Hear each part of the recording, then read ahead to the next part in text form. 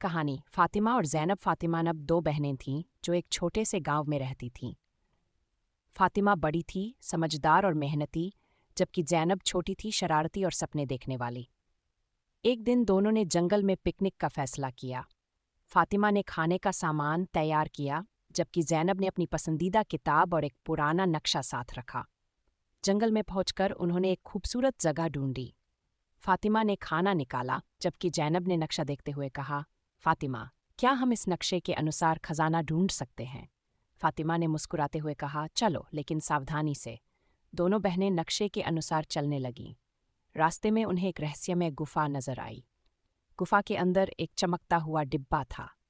ज़ैनब बहुत खुश हुई, लेकिन फातिमा ने कहा, यह किसी का हो सकता है, हमें इसे छूना नहीं चाहिए। थोड़ी देर बाद एक बूढ़ा आदमी आया और बोला, यह डिब्बा तुम्हारे अच्छे व्यवहार का इनाम है, तुमने लालच नहीं किया। जब दोनों बहनों ने डिब्बा खोला तो उसमें कीमती पत्थर थे।